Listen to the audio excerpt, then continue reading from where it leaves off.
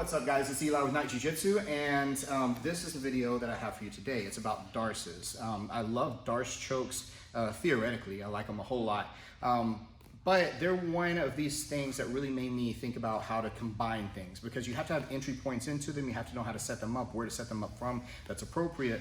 And you also have to have some backup plans, or you have to understand that the problems, forks in the road, dilemmas, trilemmas that you're gonna create by going for this Darce if they go to defend it. So by knowing how they're gonna respond appropriately, as long as you have things like in the chamber for whenever they respond a certain way, these Darce chokes, a lot of the time, as with other arm triangles and other submissions, can really create new opportunities. So what I wanted to look at today was just basically the mechanics of the Darce, how to hit it, where to hit it from, and then a couple of responses that can lead to some other cool opportunities. So we're gonna start from turtle position. I like to first look at the mechanics of it just starting from turtle, because what will happen from here, different entry points. I can go in here for an anaconda choke. I can go in for a Darce choke on this side. I can go in for guillotines, all kinds of stuff. So this is a good place to explore initially chokes like the Darce.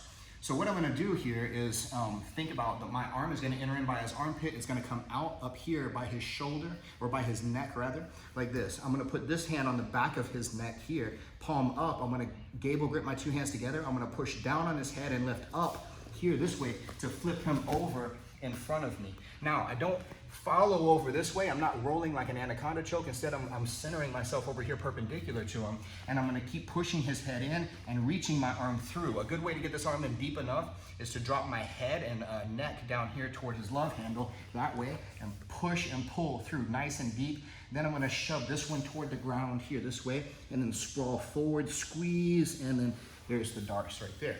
So this is the basic application of it. Now, what he does to respond, to defend, to counter this, a lot of the time will determine what I'm gonna do next, obviously.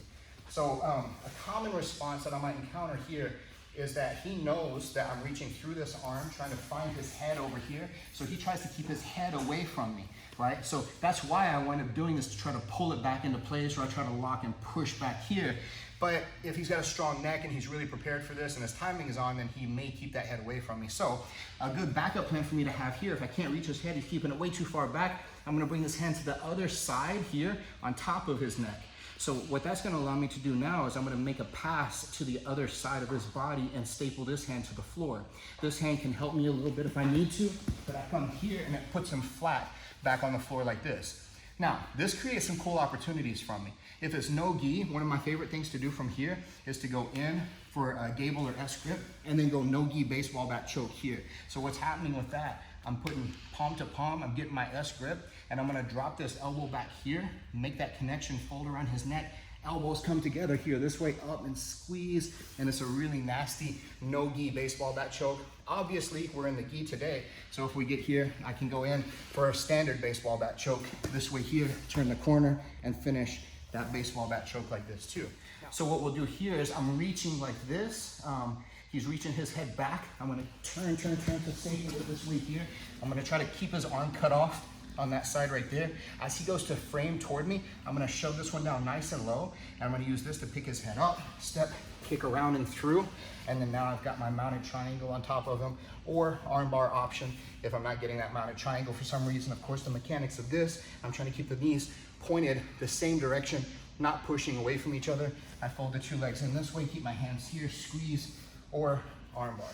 So from here, whenever I'm reaching through, I'm trying to get this Darce choke like this here, and he guns it a little bit too fast, and he's starting to turtle up on me. So if he can go here and he can turtle up, especially if he has this arm here on the outside, he kind of kills my opportunity to get that Darce choke after all. So when I feel that though, something I can do, let's wheel it. So something I can look to do, because what that's gonna do is two things.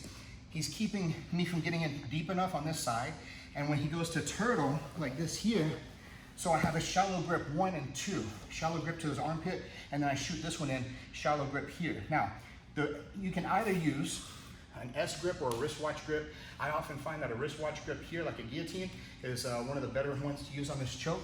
So what I'm gonna look to do from here is this. I wanna act like I'm gonna pick him up. I'm gonna throw this leg over his head, and then I'm gonna throw the other one over his back as I go to sit here. And then I'm gonna pull, squeeze.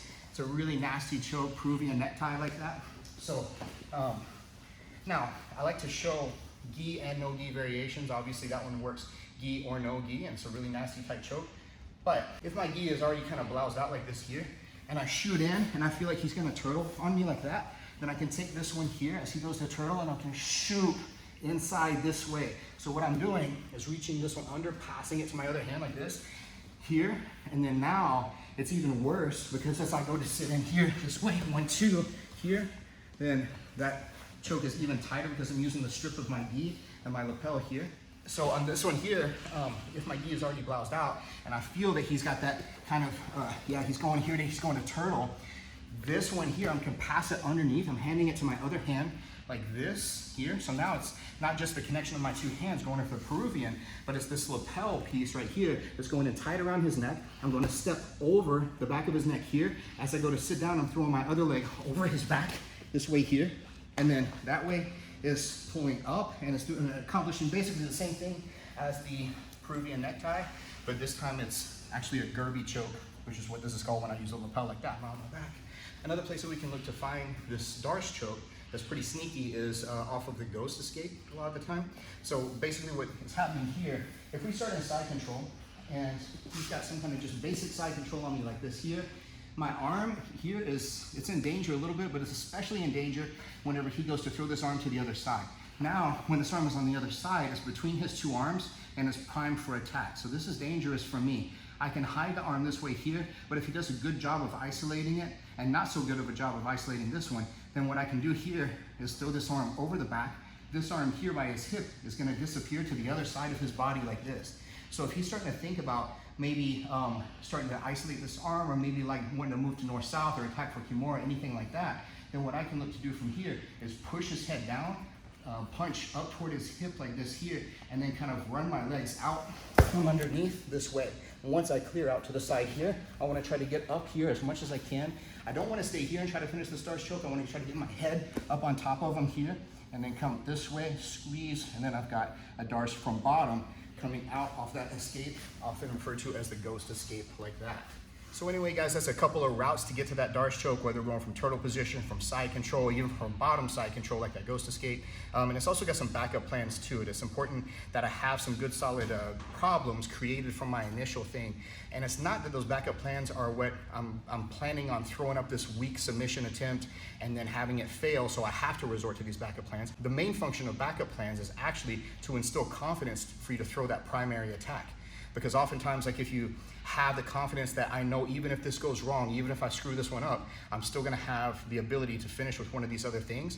Oftentimes it'll reinforce the confidence in that primary attack and it'll make you have more success rate. So hopefully that's what this does, having these backup plans all the time. And let me know if you like these guys, and let me know too if you have any kind of backup plans you use off of Darce, or you have any other kind of entries you like to get to Darce from, and because I'm always looking to steal other people's stuff. So thank you guys for watching, I appreciate it. Thank you, Matt. Keep watching Night Jiu-Jitsu channel.